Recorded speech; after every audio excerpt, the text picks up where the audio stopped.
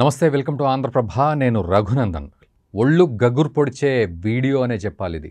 మొత్తానికి goose bumps వస్తాయా, లేకపోతే ఆలోచనలు వస్తాయా, లేకపోతే రక్తం మరుగుతుందా, అది మీ ఆప్షన్.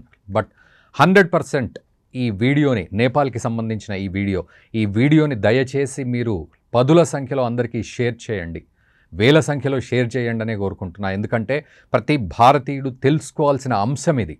100% ఇందులో అబద్ధం కానీ అనుమానం కానీ ఏది ఉండదు. రకరకాల స్పెక్యులేషన్లు ఉండొచ్చు కథనాల్లో, నేపాల్లో ఎందుకు గొడవ జరుగుతోందనే విషయంలో. కానీ అంతిమంగా లక్ష్యం మాత్రం ఒకటే: దేశాన్ని విచ్ఛిన్నం చేయడం, అమెరికా గుప్పిట్లో పెట్టుకోవడం, డీప్ స్టేట్ గుప్పిట్లో పెట్టుకోవడం. ఇది పూర్తిగా నిరూపితమవుతుంది.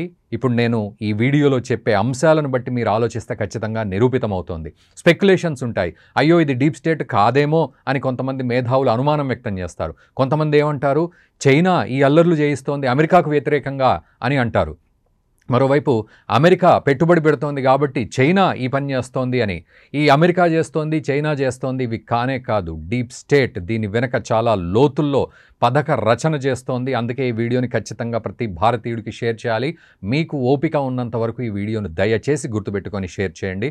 ఖచ్చితంగా లక్షల్లో వ్యూస్ రావాలనే ఉద్దేశంతో ఈ రీసెర్చ్ చేసి మాట్లాడడం జరుగుతుంది. ఇది ఖచ్చితంగా డీప్ స్టేట్ పనే.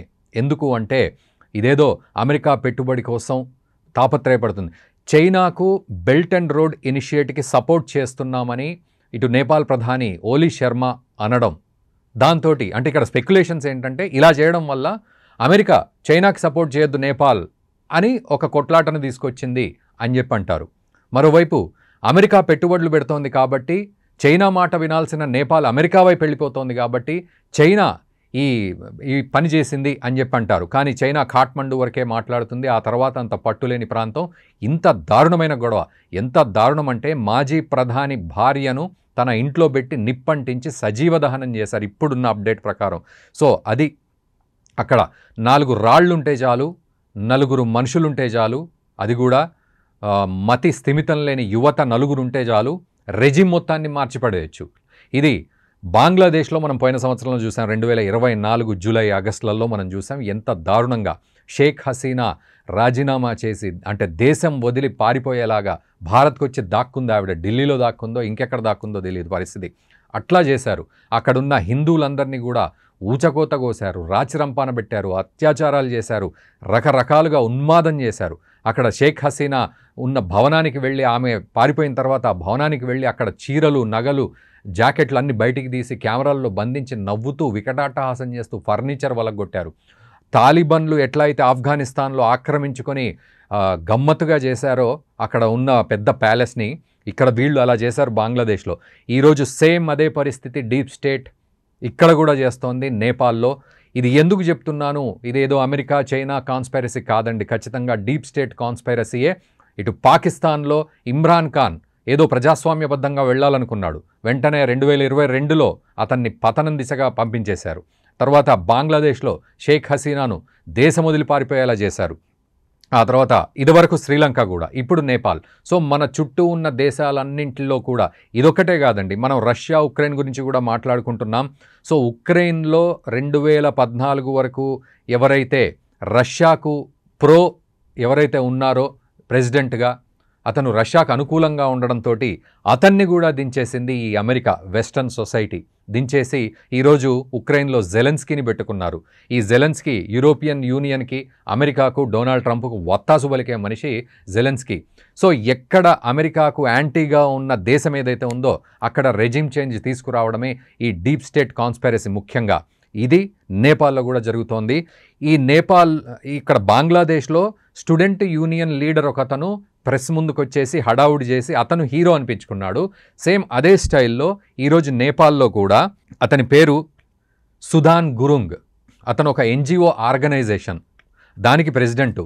వీడు ఏ ఆర్గనైజేషనో తెలియదు, ఏమిటో తెలియదు మనకు. ఎన్జిఓ ఆర్గనైజేషన్ అయితే పెట్టుకున్నాడు. ఎవరి పనిలో వాళ్ళు ఉంటే ఇతను ఎన్జిఓ ఆర్గనైజేషన్ని ఏం చేస్తున్నాడో తెలీదు. ఈరోజు ఇతను జెన్జీ అని ఎందుకు అంటున్నామంటే 13 నుంచి 28 సంవత్సరాల లోపు వాళ్ళు, అంటే 1997 నుంచి 2012 మధ్యలో పుట్టిన వాళ్లను జెన్జీ అంటున్నాం. వీళ్ళందరినీ రెచ్చగొట్టి స్కూల్ యూనిఫామ్లో వచ్చి ప్రొటెస్టులు చేయండి అని అంటున్నారు. అయితే ఈ ప్రొటెస్టుకు మొదటి కారణం ఏమిటి అంటే సోషల్ మీడియా బ్యాన్. 2 కారణాలు ఇక్కడ మనం మాట్లాడతాం. అందులో మొదటి కారణం ఏంటంటే సోషల్ మీడియాను గవర్నమెంట్ బ్యాన్ చేసింది పోయిన వారం. ఎందుకు అంటే సోషల్ మీడియాను బ్యాన్ చేయడానికి గల కారణాలు ఏంటంటే విపరీతమైన యాంటీ ఎలిమెంట్స్ అన్నీ వచ్చేస్తున్నాయి. కాబట్టి సోషల్ మీడియా ఎవరైతే నడిపిస్తున్నారో వాళ్ళు ఖచ్చితంగా నేపాల్ ప్రభుత్వంతో రిజిస్టర్ అయి ఉండాలి. అక్కడి ఇన్ఫర్మేషన్ అండ్ మిగతా సంబంధిత మంత్రిత్వ శాఖతోటి వాళ్ళు రిజిస్టర్ అయి ఉండాలి అని నేపాల్ ప్రభుత్వం చెప్తే దాన్ని వాళ్ళు తప్పుగా తీసుకొని అక్కడ ఇన్స్టాగ్రామ్ని, తర్వాత ఎక్స్ని అండ్ ఫేస్బుక్, యూట్యూబ్ వీటన్నింటిని బ్యాన్ చేసేసరికి వీళ్ళంతా వాటిల్లో మునిగిపోయిన వాళ్ళు సోషల్ మీడియాలో ఈరోజు తట్టుకోలేక రోడ్ల మీదకి వచ్చారు. సో గవర్నమెంట్కు యాంటీగా ప్రొటెస్ట్ చేస్తున్నారు అనేది ఒక పాయింట్, ఒక వంక. పాయింట్ కాదు, ఇది ఒక వంక. రెండోది, దాదాపు $1,00,00,000 పైగా అవినీతి చేరిపోయింది. ప్రజలకు భరించలేని రీతిలో ఈ అవినీతి మొత్తం చేస్తూ ఉంది ఓలీ శర్మ ప్రభుత్వం. కాబట్టి వాళ్ళు గద్దె దిగాలి అని ప్రొటెస్ట్ చేస్తున్నారు అని చెప్పి రెండోది. ఈ 2 ప్రొటెస్టులు ఎట్లా జరుగుతాయండి ఒకేసారి? మనకు అర్థం కాని విషయం. ఇటు సోషల్ మీడియా బ్యాన్ విషయంలోనన్నా ముందుకు గదలాలి, లేదా ఇప్పటివరకు ఉన్న సమస్య అవినీతి అని అంటే అదన్నా శాచురేషన్కి వచ్చి జరగాలి. 2 ఎట్ ఎ టైం ఎట్లా జరుగుతాయి? ఇదొక పాయింట్ గుర్తుపెట్టుకోండి. ఇదొక ఎత్తు అయితే ఇది అమెరికా చేస్తుందా, చైనా చేస్తుందా అనే స్పెక్యులేషన్ ఎందుకు వస్తోంది? ఇవి మేధావులు చెప్తున్నారా, లేకపోతే వక్రీకరించడానికి ఏమైనా చేస్తూ ఉన్నారా అంటే ఇక్కడ ఒకటే గుర్తుపెట్టుకోవాలి. డీప్ స్టేట్ ఏ పని చేసినా, ఈవెన్ భారత్లో కూడా చేయాలనుకుంది, యాంటీ సిఏఏ చేసింది కానీ ఫెయిల్ అయింది. తర్వాత రైతుల దీక్షలు, దొంగ దీక్షలు చేయించింది కానీ ఫెయిల్ అయింది. భారత్లో అలా చేయలేకపోయింది, అతిపెద్ద ప్రజాస్వామ్యం కాబట్టి. చిన్న చిన్న దేశాల మీద మాత్రం ప్రతాపం చూపెట్టి సక్సెస్ అవుతోంది ఈ డీప్ స్టేట్. సో ఆ రకంగా కనుక చూసినట్లయితే ఇటు సోషల్ మీడియా బ్యాన్ కోసము జెన్జీ వాళ్ళు, అంటే 13 నుంచి 28 సంవత్సరాల వాళ్ళు, మీరు ఎప్పుడైనా చూసారా? 13 నుంచి 28 సంవత్సరాల వాళ్ళు ఈ సోషల్ మీడియాను బ్యాన్ చేయడంతో ఉద్రిక్తత పెరిగి వాళ్ళు ప్రభుత్వానికి వ్యతిరేకంగా ఇంత రీతిన, ఇంత పెద్ద ఎత్తున 13 సంవత్సరాల వాళ్ళండి ఎట్లా చేస్తారు అంటే ఒక అనుమానం. మరోవైపు ఒకవేళ ఓలీ శర్మ ప్రభుత్వం $1,00,00,000 అవినీతి గనక చేస్తే ఈ ప్రొటెస్ట్ కూడా ఎందుకు దీంట్లో మిక్స్ అయిపోతుంది? ఎందుకు కొత్త వర్షన్ని తీసుకొస్తున్నారు? డైవర్షన్ ఎందుకు జరుగుతోంది? కన్ఫ్యూజన్ క్రియేట్ చేయడం ఎందుకు జరుగుతోంది? మనం ఆలోచించాలి. ఈ 2. ఇక మళ్ళీ చైనా ఎందుకు వస్తోంది, ఇక్కడ అమెరికా ఎందుకు వస్తోంది? ఈ 2 పాయింట్లు మొత్తం 4 పాయింట్లు. సో ఏమిటి అంటే డీప్ స్టేట్ ఎప్పుడైనా కూడా ఇట్లనే ఒక వ్యక్తిని పెట్టుకొని, తర్వాత ఒక ఉద్యమాన్ని పెట్టుకొని, ఆ ఉద్యమంలో కొన్ని కాన్స్పిరసీస్ని ఎంట్రీ చేసి, ఆ తర్వాత వాళ్ళల్లో వాళ్ళు రకరకాల అదితోటి వాళ్ళు కొట్లాడుతూ మనల్ని అందరినీ ఆ ఇష్యూలో డైవర్ట్ చేసి, ఆ తర్వాత వాళ్ళు అనుకున్న గోల్ ఏంటి అంటే రెజిమ్ చేంజ్కి జారదీస్తారు. అందుకే నేను అన్న స్టార్టింగ్లో 4 రాళ్ళు 4 యువత ఉంటే చాలు రెజిమ్ చేంజ్ చేసి పడేయచ్చు. నేపాల్ లాంటి దేశమైనా, బంగ్లాదేశ్ అయినా. రేపు ఇండియాకి కూడా రాబోతోంది ఇది, కానీ సూక్ష్మ రూపంలో ఆల్రెడీ ఇండియాలోకి ఎంటర్ అయింది. ఈరోజు నేపాల్లో ఇలా జరగడానికి ఎప్పటి నుంచో దీనికి చాప కింద నీరులాగా ప్రయత్నాలు జరుగుతూనే ఉన్నాయి. ఈరోజు ప్రైమ్ మినిస్టర్ ఓలీ శర్మ రెసిగ్నేషన్ ఇచ్చి దుబాయ్ బారిపోతున్నాడు. ఈ వీడియో మీరు చూసే సమయానికి నాకు తెలిసి ఎవ్వరికీ తెలియకుండా దుబాయ్ ఫ్లైట్ ఎక్కుంటాడు, లేదా దుబాయ్లో ల్యాండ్ అయి తల దాచుకున్న పరిస్థితి. ఇది షేక్ హసీనా ఢిల్లీకి వచ్చింది, అట్లాగే ఇప్పుడు ఓలీ శర్మ. అవినీతి చేశారనుకుందాం. వాళ్ళ పిల్లలు ఇన్స్టాగ్రామ్, యూట్యూబ్లలో నెపోటిజం, అంటే మొత్తానికి వాళ్ళ పిల్లలు చాలా లావిష్ ఇళ్ళు అక్కడ వీడియోలు చూపెట్టారు, దానివల్ల కూడా ప్రొటెస్ట్ వచ్చింది అని అంటున్నారు. నిజానికి మన భారతదేశంలో మీరు ఆలోచించండి, ప్రభుత్వం గనక యూట్యూబ్ మీద, ఫేస్బుక్ మీద రెస్ట్రిక్షన్స్ పెడితే, ఏది అమెరికా రూల్స్ తోటి నడుస్తున్నాం మనం ఇప్పుడు. యూట్యూబ్ అయినా కానీ, ఫేస్బుక్ అయినా కానీ, ఇప్పుడు మనం అనుకునే మెటా కానీ, ఇన్స్టా కానీ, లేకపోతే ఎక్స్ కానీ, ఇవన్నీ అమెరికా రూల్స్ తోటి మనం నడుస్తున్నాం. కానీ భారత్ గనక రూల్స్ పెట్టినట్లయితే ఎట్లా ఉంటుంది సిచ్యువేషన్? సో అలాగే నేపాల్ కూడా రూల్స్ పెట్టాలనుకుంది, కానీ అక్కడ యువత దాన్ని అర్థం చేసుకోవాలి యాక్చువల్లీ. సో మన దేశం మన కంట్రోల్లో ఉండాలి. ఎందుకంటే చైనాలో ఫేస్బుక్ ఉండదు, ఈ వైబో ఇవన్నీ ఉంటాయి, ఇట్లాంటివన్నీ ఉంటాయి, తన సొంత ప్లాట్ఫామ్స్ ఉంటాయి. మన దగ్గర లేవట్లా. సో రెస్ట్రిక్షన్స్ అన్నా ఉండాలి. మనకు తెలుసు మన ఫేస్బుక్, యూట్యూబ్ ఇవన్నీ కూడా ఎంత దారుణంగా యాంటీ గవర్నమెంట్ ఎలిమెంట్స్ని బాగా ప్రొజెక్ట్ చేశాయని. సో అందుకని నేపాల్ ప్రభుత్వం ఖచ్చితంగా రిజిస్టర్ అయి ఉండాలి అని మాత్రమే చెప్పారు, ఒక రెగ్యులేషన్ కోసం. ఆ మాత్రం దానికి యువత దీన్ని మన దేశం కోసం అని సంతోషపడకుండా రివర్స్లో ప్రొటెస్ట్ చేస్తోంది. అది కూడా 13 నుంచి 28 సంవత్సరాలు జెన్ జీ. అంటే ఇది పూర్తిగా అనుమానాస్పదమే. ఇక్కడ ఇంకొక ముఖ్య విషయం, ఇది గుర్తుపెట్టుకోండి. అండ్ ఈ వీడియోని దయచేసి నేను అన్నట్లుగా ఓపికతోటి సబ్స్క్రైబ్ చేసి దీన్ని షేర్ చేయండి, సో దట్ 10 మందికి ఈ వీడియో, 100 మందికి ఈ వీడియో చేరాలనేది నా ఉద్దేశం. తర్వాత ఇందాక చెప్పిన ఈ సుధాన్ గురుంగ్ అనే వ్యక్తి ఇందాకే వీడియోలోకి వచ్చాడు. ఇది నా యొక్క లాస్ట్ ప్రెస్ మీట్ ఉండొచ్చేమో, అఫీషియల్ ప్రెస్ మీట్ పెట్టాలనుకున్నాను, కానీ ఇలా పెట్టాల్సి వస్తుంది అనుకోలేదు, ఎందుకంటే ఇప్పుడు పరిణామాలు ఈ విధంగా ఉన్నాయి, సో ఇది నాది లాస్ట్ అయిపోవచ్చేమో అని ఇంకా ఉద్రిక్తతలు పెంచుతూ, ఇది నాన్ నెగోషియబుల్ డిమాండ్లు నేను మీ ముందు పెడుతున్నాను, 4 డిమాండ్లు మీ ముందు పెడుతున్నాను అని నాన్ నెగోషియబుల్ అట. సో నెగోషియేషన్స్ కూడా ఉండవంట. ఏంటి అంటే government should resign, they have lost moral right to continue. Government resign చేయాలి, అవినీతి చేసిన ప్రభుత్వం రిజైన్ చేయాలి అని ఒక సామాన్యుడు ప్రొటెస్ట్ చేసి ఒక ప్రధానిని దేశం వదిలగొట్టి పారిపోయేటట్టు చేశాడు అంటే మీరు నమ్మగలరా?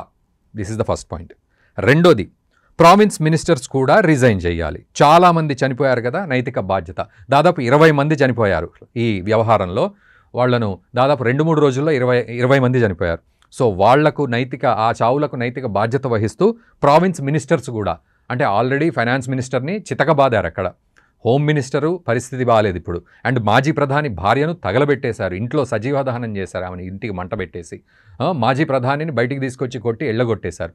సో ఇట్లా జరుగుతుంది. అంటే ఈ ప్రావిన్స్ మినిస్టర్లు రిజైన్ చేయాలి. ఈవెన్ బంగ్లాదేశ్లో కూడా ఇట్లాగే జరిగింది. అంటే ఆ వ్యవస్థలో రెండో కంచె తీసిపడేయాలి. మూడోది, షూట్అవుట్లో ఉన్న అఫీషియల్స్ని ఇన్వెస్టిగేట్ చేయాలి. ఈ షూట్అవుట్లో వీళ్ళందరి చావులకు కారణమైన అఫీషియల్స్ని ఇన్వెస్టిగేట్ చేయాలి. అసలు ఈ అఫీషియల్స్ని ఇన్వెస్టిగేట్ చేయాలి అని మన దేశంలో ఎప్పుడైనా మీరు ఒక్కసారి ఆలోచించి ఎప్పుడైనా కోరుకున్నామా? పోలీసుల్ని ఇన్వెస్టిగేట్ చేయాలి అనేది ఈ యొక్క డిమాండ్స్లో ఉంటుందా? అసలు నాన్ నెగోషియబుల్ డిమాండ్స్లో. అంటే ఏమిటంటే ఒక వ్యవస్థను కూలదోయడానికి చేసే ప్రయత్నం. Interim government led by youth of the country, youth will choose capable candidates.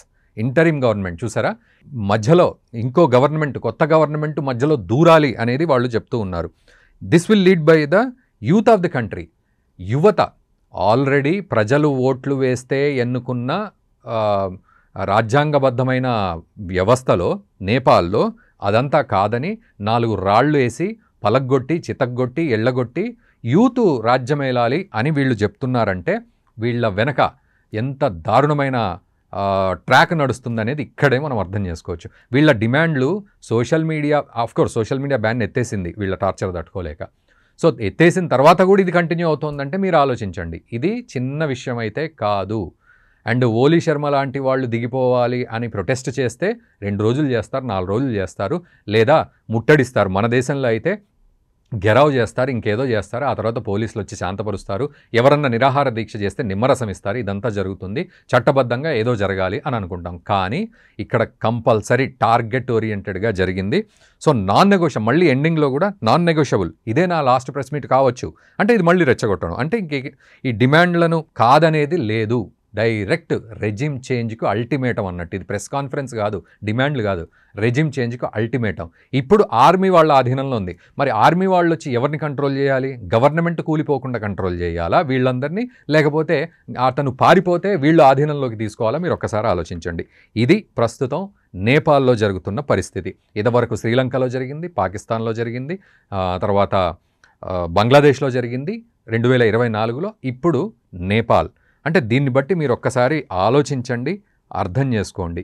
Social media కాదు ఇది, అవినీతి గురించి కానే కాదు ఇది. డీప్ స్టేట్ తనకి ఎదురొచ్చే ఏ దేశాన్నైనా సరే మొత్తానికి అక్కడ రెజిమ్ చేంజ్ చేసి పడేసి అనుకూలమైన ప్రభుత్వాన్ని, ఈరోజు బంగ్లాదేశ్లో యూనస్ అతను ఈరోజు డీప్ స్టేట్ ఏం చెప్పితే ఏది పోస్తే అది తాగే రకం యూనస్. సో అటువంటి వాడిని పెట్టుకొని రాజ్యం ఏలుతుంది. ఇప్పటికీ అక్కడ మైనార్టీల మీద అరకొర జరుగుతూనే ఉన్నాయి దాడులు. మైనార్టీలు అంటే హిందువులు అక్కడ, సో వాళ్ళ మీద దాడులు జరుగుతున్నాయి. రేపు నేపాల్లో కూడా ఇదే సీన్ మళ్ళీ రిపీట్ అవుతూ ఉంటుంది. ఈరోజు ఆర్మీ వచ్చింది, ఆ తర్వాత మళ్ళీ ఎలక్షన్స్ జరుగుతాయి, ఆ తర్వాత మళ్ళీ వాళ్ళకు అనుకూలమైన పప్పెట్టును అక్కడ దించుతారు, రెజిమ్ చేంజ్ అనేస్తారు. సో ఇది గుర్తుపెట్టుకోవాలి. మన భారతదేశంలో కూడా ఇలాంటి కుట్రలు చాప కింద నీరులాగా అన్ని రకాలుగా జరుగుతూనే ఉన్నాయి. ఈరోజు ప్రధాని మోదీ అనే ఒక దేశభక్తుడు నిజంగానే 52 ఇంచుల ఛాతిని చీల్చి అతను గట్టిగా నిలబడ్డాడు, దేశానికి అడ్డుగా నిలబడ్డాడు. కాబట్టే ఈరోజు డీప్ స్టేట్ కానీ, డొనాల్డ్ ట్రంప్ కానీ, అమెరికా లాంటి దేశం కానీ మనల్ని ఏమీ చేయలేకపోతుంది. ఈరోజు రష్యా, చైనా లాంటి వాళ్ళు కూడా మనతో సమానంగా ఫ్రెండ్లీగా ఉండి పూర్తి ఆ ఫ్రెండ్షిప్ని చూపెట్టడానికి రష్యా మిత్రదేశం ఓకే, చైనా కూడా తలొగ్గి మన దగ్గరికి వచ్చిందంటే అర్థం చేసుకోండి. పాకిస్తాన్ ఎప్పుడో తోక ముడుచుకొని పారిపోయిన సందర్భం. సో ఇది మన ప్రధాని మోదీ అండ్ టీం చేస్తున్న ఈ యొక్క ధైర్య సాహసాలతో కూడిన పాలనే ఈరోజు మనకు శ్రీరామ రక్షగా నిలుస్తోంది మన భారతదేశానికి. లేకపోతే డీప్ స్టేట్ లాంటి ఇట్లాంటి కుటిల కుతంత్ర వ్యవస్థలు ఎప్పుడో నాశనం పట్టించేవి. దీనికి రాహుల్ గాంధీ లాంటి వాళ్ళు అగ్నికి ఆజ్యం పోస్తారు. ఆయన ఎక్కడో దేశమవతలికి పోయి హిందుత్వ గురించి అక్కడ మాట్లాడతాడు, భారత తత్వం గురించి అక్కడ మాట్లాడతాడు వ్యంగ్యంగా. ఇక్కడ సర్జికల్ స్ట్రైక్స్ అయితే వాటికి ప్రూఫ్లు జిరాక్స్ కాపీలు కావాలని అడుగుతాడు, అనవసరమైనవన్నీ కూడా. మరోవైపు నిన్నటి వరకు ఓట్ చోరీ అంటూ కూడా ఒక ముద్ర వేయాలని చూశాడు ఓట్ చోరీ పేరు మీద. మరి వాటికి ప్రూఫ్లు చూపెట్టమంటే మాత్రం ప్రూఫ్లు చూపెట్టే పరిస్థితులు లేవు. ఓన్లీ పవర్ పాయింట్ ప్రజెంటేషన్ ఇచ్చి 5 కేటగిరీల్లో ఇలా జరిగింది అలా జరిగిందని చెప్పి 100% ప్రూఫ్ వాళ్ళకే ఓటు వేశారు. పోనీ ఈవీఎం ట్యాంపరింగ్ ఎలా జరిగింది? సో ఇవేమీ ప్రూఫ్లతో లేకుండా ఊరికే మాటలు మాట్లాడుతూ ఆరోపణలు చేస్తూ ఒక దేశంలో ఉండి ఆపరేషన్ సింధూర్ లాంటి వాటిని మెచ్చుకునే పరిస్థితిలో అతను లేడు. ఈరోజు బీహార్లో ఓట్ చోరీకి సంబంధించి మంట మొదలైంది అని ఆ గగ్గోలు పెడుతూ ఉన్నాడు. కానీ మన దేశంలో మనముంటూ బాధ్యతగా మనం ఉండాలనే ఉద్దేశం ఆయనకు లేకుండా పోతోంది. అండ్ ఈ కాన్స్పైరసీల విషయంలో బంగ్లాదేశ్ లాంటి దేశాలకు, పాకిస్తాన్ లాంటి దేశాలకు డొనాల్డ్ ట్రంప్ మన ఇద్దరి మధ్యలో యుద్ధం ఆపాడని చెప్పి 43 సార్లు అన్నాడని చెప్పి ఈయన లెక్కబెడుతూ కూర్చున్నాడు. కానీ ఈరోజు డొనాల్డ్ ట్రంప్ కూడా నేను ఆపానని చెప్పడం, ఆ లిస్టులో భారత్ పాకిస్తాన్ యుద్ధం నేను ఆపానని చెప్పే లిస్టులోంచి, అంటే ఆ లిస్టులోంచి ఈ పదాన్ని తీసేశాడు ఆయన. కానీ రాహుల్ గాంధీ మాత్రం అతని పాట ఇతను పాడుతూ ఉన్నాడు, 43 సార్లు అడిగాడని చెప్పాడని చెప్పి. అంటే ఇలాంటి వాళ్ళు మన దేశంలోనే అంతర్గత శత్రువులుగా ఉంటున్నారు. నేపాల్ లాంటి దేశాలు, బంగ్లాదేశ్ లాంటి దేశాల్లో రెజిమ్ చేంజ్కు మాత్రం డీప్ స్టేట్ ప్రయత్నిస్తోంది. అంటే మీరు ఆలోచించండి, నెక్స్ట్ టార్గెట్ ఏంటి వీళ్ళకి? ఎలా మన దేశాన్ని కొల్లగొట్టే ప్రయత్నం చేస్తారు? దానికి ఎలాంటి పరిస్థితులు అనుకూలిస్తాయి?